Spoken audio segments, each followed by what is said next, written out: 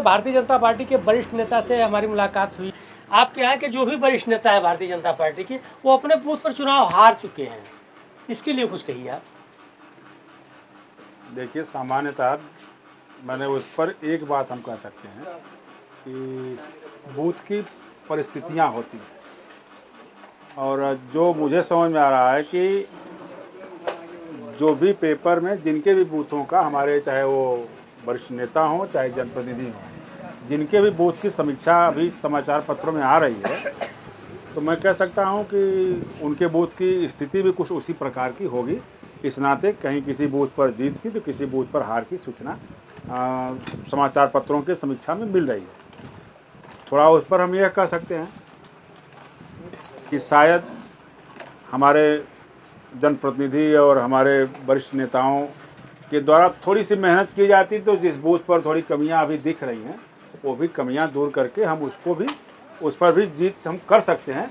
लेकिन सामान्यतः हमारे समझ में आ रहा है कि उनके बूथ की परिस्थिति भी कुछ अनुकूल नहीं है। इस नाते अनुकूलता हम सबको दिखाई नहीं देती। हमारा भारत देश संविधान पर चलता है, और ऐसी स्थिति में अगर एक वर्दीधारी महिला किन्हीं वजह से और एक चुने हुए जनप्रतिनिधि को थप्पड़ मारती है, चाहे आम पब्लिक को थप्पड़ मारती है, यह उचित है या अनुचित है? यह तो मैंने सामान्य सा सवाल है कि किसी को थप्पड़ मारना तो कोई उचित नहीं कहेगा।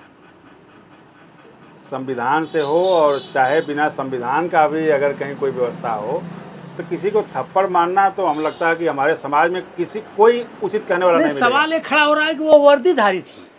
नहीं, वर्दीधारी हो और अपने पोस्ट पर खड़ी है। हम वही बता रहे हैं कि किसी को थप्पड़ मारना ये तो सामान्य सी बात है कि कोई इसको उचित नहीं कहेगा। और वह भी अगर कोई हमारे संविधान से जुड़ा हुआ, संविधान की शपथ लिया हुआ, संविधान की कसम लिया हुआ कोई व्यक्ति हो, संविधान से जुड़ा हुआ हो, तो उसको तो और सावधानी रखनी चाहिए कि हमारे कार्य व्यवहार से कहीं कोई खराब संदेश देश में न जाए।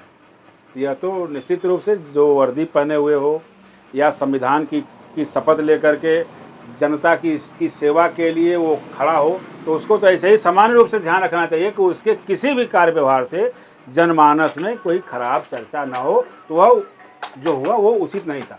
लेकिन उसके साथ एक बात और हम जोड़ना चाहेंगे, जो हमारे जैसा व्यक्ति जोड़ सकता है, कि किसी को भी कोई ऐसी बात भी नहीं कहनी चाहिए कि किसी को किसी प्रकार की कोई तकलीफ हो। थप्पड़ मारना अगर उचित नहीं है तो किसी के लिए भी कोई शब्द ऐसा ना बोले कि उसके लिए भी कोई तकलीफ या समाज में कोई उससे भेदभाव या समाज में कोई ऐसी विकृति पैदा हो। यह ध्यान सामान्य जनता से लेकर और जो लोग भी उच्च पद पर बैठे हुए लोग हैं, सबको इस बात का ध्यान देना चाहिए।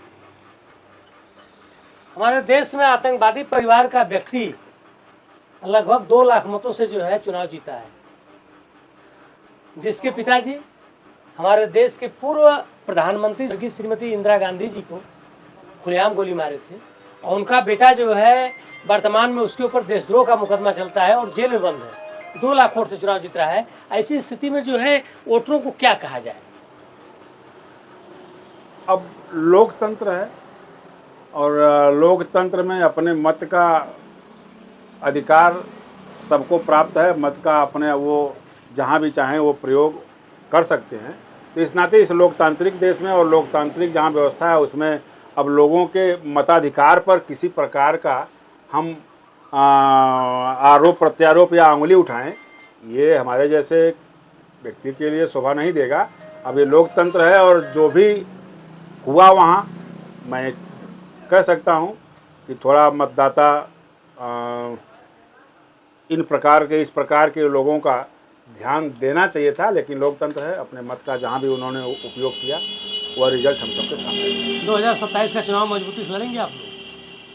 मुझे लगता है कि भारतीय जनता पार्टी जिस विचारधारा पर, जिस विचारों पर काम करती है, सबका साथ, सबका विकास, सबका विश्वास और सबका प्रयास, इन 4 शब्दों के महत्व को आप समझ सकते हैं। और इन चारों शब्दों का जो महत्व है वो जनजीवन से जुड़ा हुआ है, प्रत्येक इंसान से जुड़ा हुआ है। इस धरती पर रहने वाले जितने लोग हैं सबसे जुड़ा हुआ है। और मुझे लगता है कि इस पर सरकार जिस कटिबद्धता के साथ काम कर रही है, एक एक गरीब के घर में हम कैसे सरकार की योजनाओं को पहुंचा सकते हैं, उनके दुख को दूर कर सकते हैं, उनके आंसू को पोंछ सकते हैं, जिस बिना किसी भेदभाव के जिस प्रकार का प्रयास हो रहा है, मैं कह सकता हूं कि अभी आपको अगर कुछ दिखाई भी दे रहा होगा तो ये क्षणिक है, और यह क्षणिक उत्साह कोई मना ले, लेकिन 2027 इस देश के लिए भी, इस उत्तर प्रदेश के लिए भी सुखद अनुभूति करने का जो क्षण प्राप्त होगा, मुझे लगता है कि वो हम सब फिर देखेंगे। और अभी इसलिए आपको दिखाई दे रहा है कि कभी कभी थोड़े बहकावे में लोग आ जाते हैं, और उन्हीं बहकावे का असर अभी आपको दिखा होगा इस लोकसभा चुनाव में। मुझे लगता है कि आगे इसी प्रदेश की जनता जिनके पक्ष में मतदान किया होगा, और हम सब जब उनके विकास के लिए, उनके भरण पोषण के लिए, उनके आजीविका के लिए, उनके रोजगार के लिए, उनके गांव में विकास के लिए, उत्तर प्रदेश में विकास के लिए जो प्रयास हो सरकार के द्वारा किया जाएगा, मुझे लगता है कि वही प्रयास आगे सबको जोड़ने में सफलता प्राप्त करेगा। और हम सब निश्चित रूप से 2027 में फिर उत्तर प्रदेश में ऐसे ही प्रचंड बहुमत की सरकार बना करके फिर विकास के रास्ते को आगे बढ़ाने का हम सब प्रयास करेंगे। मुझे लगता है कि यही हम सबको दिखाई देते हैं। उत्तर प्रदेश की स्थिति देखते हुए क्या आगामी चुनाव 2027 का आप लोग फिर विधानसभा के लड़ेंगे? तो अभी से तैयारी शुरू हो जाएगी, कुछ दिन बाद शुरू होगी तैयारी? देखिए, मुझे लगता है कि इस देश में एक ही दल वह है भारतीय जनता पार्टी, जो सदैव, मैंने जिसको कह सकते हैं कि लगातार चुनाव से जुड़ी हुई जितने भी कार्यक्रम हैं वो लगातार करते रहते हैं। तो हम सब तो कोई ऐसा नहीं है कि बाकी दलों की तरह समय पर केवल आते हैं और समय के बाद चले जाते हैं।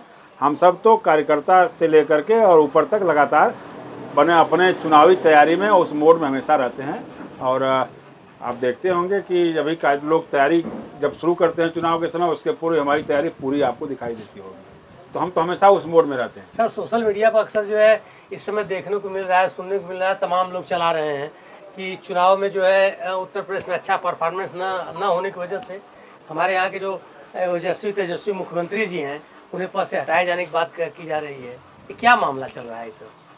अब देखिए, सोशल मीडिया पर जो भी विचार रखने वाले होते हैं, मैं तो सामान्यतः, क्योंकि मैं भी सोशल मीडिया से जुड़ा हुआ हूँ, तो मुझे जो समझ में आता है कि उस पर दो तरह के लोग होते हैं। एक तो आप समझ सकते हैं कि हमारी विचारधाराओं से जो जुड़े ना हो, इस प्रकार के भी लोग होते हैं।